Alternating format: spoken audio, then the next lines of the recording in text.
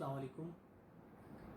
آج 10 اگست ہے اور 2021، آج سے 3 دن کے بعد انشاءاللہ 14 اگست ہے اور پاکستان کا 74واں یوم آزادی ہوگا، جبکہ 73 سال مکمل ہو جائیں گے پاکستان کو آزاد ہوئے۔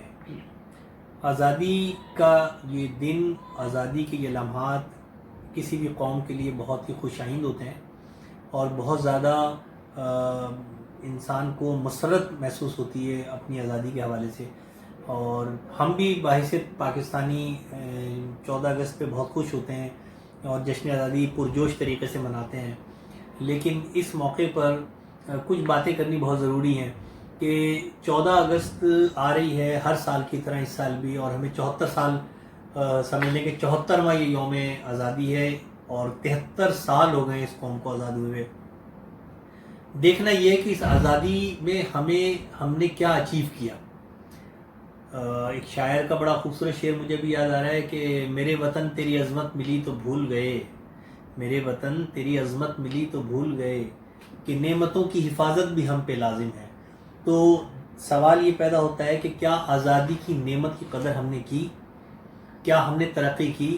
کیا ہم نے جس مقصد کے لیے پاکستان حاصل کیا، ہمارے بڑوں نے جس مقصد کے حصول کے لیے اپنی جانوں کی قربانیاں دیں، جائیدادوں کی قربانیاں دیں، ہمارے قوم کی عزتوں کے نقصانات ہم نے برداشت کیے، تو کیا پاکستان حاصل کر کے ہم نے اس تمام چیزیں اچیو کی یا نہیں کی؟ نمبر 1۔ نمبر 2، کیا یہ پاکستان جو کہ اسلام کے نام پر یہ وجود میں آیا تھا، دنیا کا یہ واحد ملک ہے مدینے کے بعد جو اسلام کے لیے قائم کیا گیا تھا، کہ پاکستان کا مطلب کیا؟ لا الہ الا اللہ۔ تو لا الہ الا اللہ، کوئی بھی معبود نہیں ہے اللہ کے سوا۔ اس کا مطلب کہ کسی کا حکم نہیں چلے گا یہاں پر اللہ کے سوا۔ قرآن یہاں کا آئین ہوگا اور قرآن کے متصادم یہاں پر کوئی نظام رائج نہیں کیا جائے گا۔ کیا ہم نے اس اصول کو اپنایا؟ کیا پاکستان واقعی اسلامی اصولوں پر چلنے والا ملک ہے؟ کیا پاکستان کے قوانین واقعی اسلامی قوانین ہیں؟ کیا پاکستانی قوم نے واقعی اسلامی طرز معاشرت کو اپنا رکھا ہے یا مغرب زدہ ہوتی چلی جا رہی ہے؟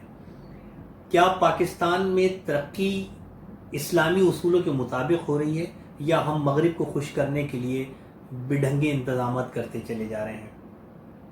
کیا پاکستان کا تعلیمی نظام اسلام سے مماثلت رکھتا ہے یا ہمارے نظام میں مغربی افکار کو پڑھایا جاتا ہے اور مغربی شخصیات کو متعارف کرایا جاتا ہے؟ کیا پاکستان کا نظام عدل انصاف کے اصولوں پہ مبنی ہے؟ کیا پاکستان میں سزاؤں کا نظام اسلامی اصولوں کے مطابق ہے؟ کیا پاکستان کے دیگر نظام، معاشی نظام ہے، تجارتی نظام ہے، معاشرتی نظام ہے، تعلیمی نظام ہے، اپنا صحت کے اصولوں کا نظام ہے، یا دیگر کوئی بھی شعبہ ہے زندگی سے ہم بات کریں، تو کیا پاکستان میں ہمیں اسلامی نظام نافذ ہوا ہوا نظر آ رہا ہے یا کسی حکومت نے کوئی کوشش کی ہے؟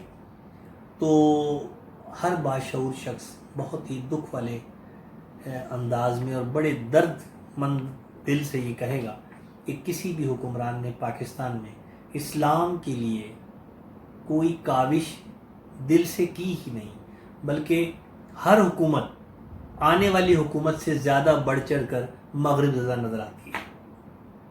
اس کی ایک وجہ تو یہ ہو سکتی ہے کہ ہم چونکہ مغرب کی ایما پر اقتدار میں آتے ہیں، لہٰذا مغرب کو خوش کرنے کے لیے ہم ان کے افکار کو اپنے ملک میں رائج کرتے ہیں، اور ہم یہ بھول جاتے ہیں کہ ہم 5 سال 10 سال 15 سال یا 20 سال اس ملک کے اقتدار کے مزے لیں گے، اور پھر ایک وقت ایسا آئے گا کہ ہم نے قبر میں جانا ہے اور اپنے اللہ تعالیٰ کو ہم نے اپنے ہر عمل کا جواب دینا ہے۔ بڑی تکلیف دہ بات ہے یہ، اور بدقسمتی سے ہم نہیں سوچ رہے۔ ہم 40 سال کے، 50 سال کے یا 70 سال کے ہو جاتے ہیں، لیکن ہم اپنی نئی نسل کو اسلام سے دور کرتے جا رہے ہیں۔ پاکستان میں نشریاتی نظام آپ دیکھ لیں، بے بہرا ہو چکا ہے، انتہائی جو ہے وہ لمٹ کراس کر چکا ہے۔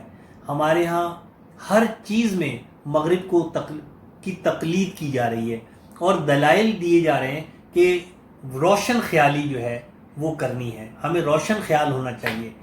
اسلام سے زیادہ کوئی روشن خیال دین ہے نہیں، اس لیے اسلامی نظام سے زیادہ کوئی روشن خیال نظام ہو نہیں سکتا۔